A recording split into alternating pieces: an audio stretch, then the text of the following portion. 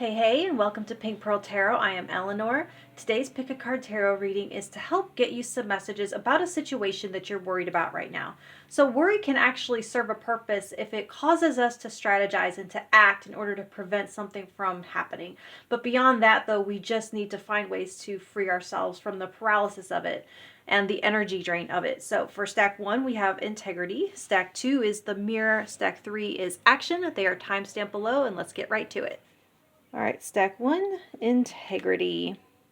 Sorry, someone is mowing their lawn outside, but if I don't get this done today, he won't get it. We won't get the video. Okay, it says, your affirmation is, Dear Stress, F you. Yes, and you have the Hanged Man, the Eight of Pentacles, and the Eight of Wands.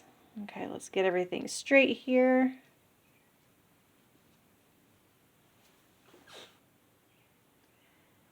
So the Hanged Man is a change of narrative or perspective, whether it comes after ceasing and desisting a current course of action or while maintaining a current course of action. In this context, though, coming out with the Eight of Pentacles, it doesn't say to stop, but to keep going, but with a different story, a different narrative. And so I can hear someone saying that they've tried everything. I've tried everything and nothing is working and there's nothing left to try. But these are asking you, well, I mean, first they are saying, yes, you have tried everything. But then it asks, have you tried any one of those things for long enough? Did you allow anything to pick up momentum before trying the next thing? And they're also acknowledging that it does make sense to try something else. When one thing isn't working, you try something else. And that you're smart to have done so. But in this case, something might not have been given a fair chance to work. And there's also something here about pacing and making sure that you're going at your own pace, not anyone else's. Because I keep getting to give something more time. And I see integrity with that Eight of Wands, and I hear the fastest way is the way that doesn't require you to fragment or compromise yourself. Otherwise, it's like you'll get so far and you keep having to start over and keep patching yourself back up. And the words false start are also coming through. So while I feel like you already know the right course of action, but part of you doesn't have the patience or the trust for it. And so the worry, it spills from that inner conflict, that kind of split and that chasm. Yeah, that's the word I'm looking for. So once you fully commit to doing the work, it closes that gap and the worry can dissipate. And it makes it to where no one else can get a foothold in and start adding their own pressure to you. They can't get leverage on you. And even if no one is doing that consciously or externally, comparisons within, they can also do that too. Trying to do you on someone else's timeline doesn't make any sense. And so I'm getting some fear over doing the more challenging thing, but that the challenge is short-lived after you start to build momentum.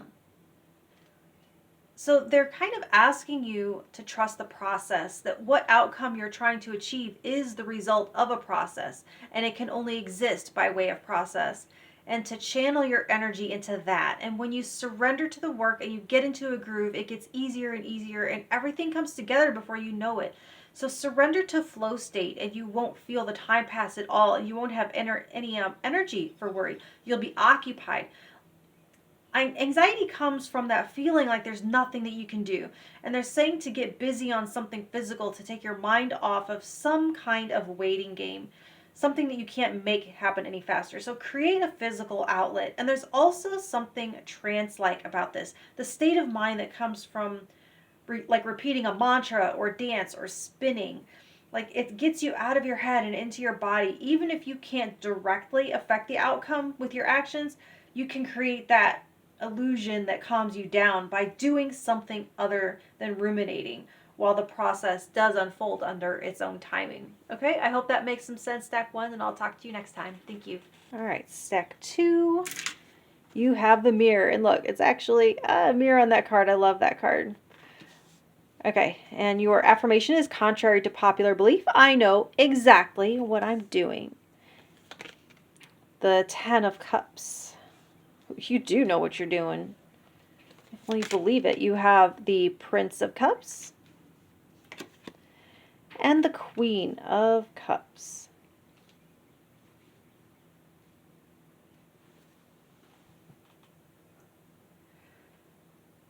There is so much emotion and potential joy, expression, and love here. This is all about believing in yourself and your guidance, your intuition, self trust, and claiming your right to create joy in your life in your unique way, in your unique expression.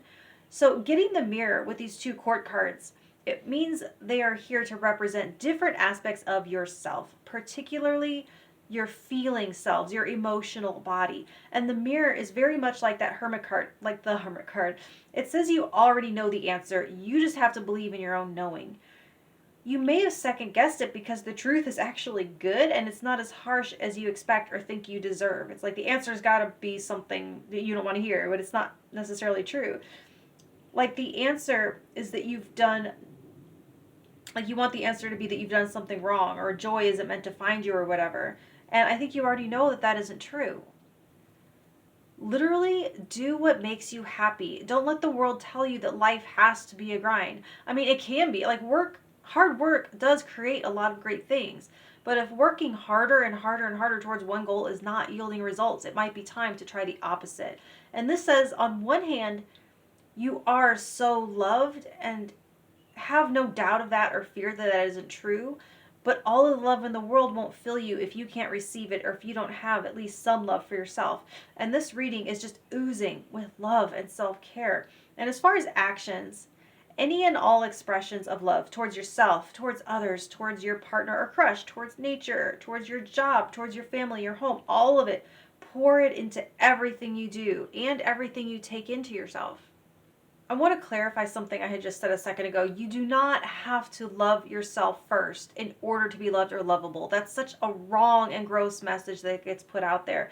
But without self-love, it makes receiving and trusting and sinking in to the deliciousness of all the love that you do receive from others more difficult. And it can create dissonance because it's like, you don't, why do they love me? They're not, if you don't believe you are lovable, it makes you question it. But there is nothing but love for you pouring off of these cards. It's like the whole message almost. And it says that you are complete, you are worthy, and you are capable. This reading is just literally one big giant hug just for you, stack 2. Okay, I hope that helps. I hope a hug is what you needed because that's what the cards are giving you. And I will talk to you next time. Thank you. All right, stack 3 with action. Your affirmation is, don't ever stray away from yourself to get closer to someone else. Interesting. Okay, you have the 5 of Pentacles. The 10 of Swords. Okay, and Judgment.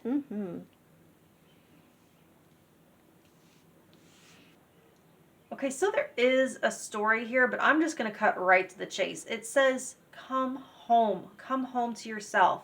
It's time to put an end to your isolation or exile.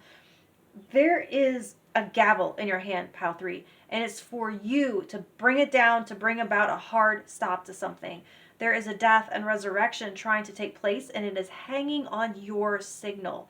The signal is you choosing yourself. And I see that nothing here is likely to happen without your say-so. It has very prodigal son energy where maybe you've drifted from something and you're concerned as to whether or not you'll be accepted back. It is in your power to initiate change over the situation. You might not receive an invitation to claim something that's already yours other than this reading telling you to reclaim yourself. There's no need to worry that you won't receive a miracle because you are your own miracle once you act proactively and decisively. Take your place on the stage because this is your cue. You might be worried about getting it wrong, but any choice moves you forward and you can always course correct. So if there is a wrong choice in this situation, it would just be to not make one at all. So this ending, it's the end of paralysis, of not feeling like you have any power. You regain the sense of power the second you take action. And this card, it looks like explosive solar plexus chakra energy, harnessing your willpower to transform the situation by taking matters into your own hands. Loudly saying, I am taking every ounce of power back that I gave to this because it gave me nothing back. It's killing me and it's time for me to come back to life. but first I have to end the nightmare. That's kind of just the narrative I'm getting that someone's saying to themselves. And trauma can most certainly block your ability to assert yourself, and it blocks that chakra too. But you might have to first go about healing that. So if that is the case, then this action refers to initiating action towards that. So whether you realize it or not, you are a warrior and you have tremendous creative power. So someone might have tried to take that and you're snatching it back. You're ending some kind of reign of terror and you're reclaiming a birthright of yours of some kind. So I hope that helps, Stack 3, and I will talk to you next time. Thank you.